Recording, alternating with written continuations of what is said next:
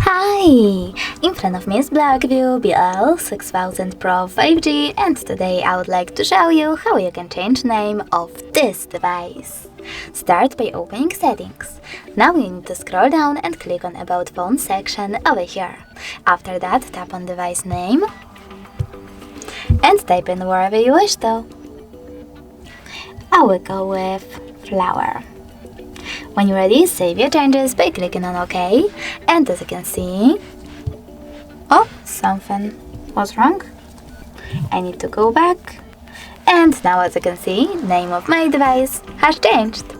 Thanks so much for watching. If you enjoyed this video, don't forget to leave a like, comment, and definitely subscribe. Bye!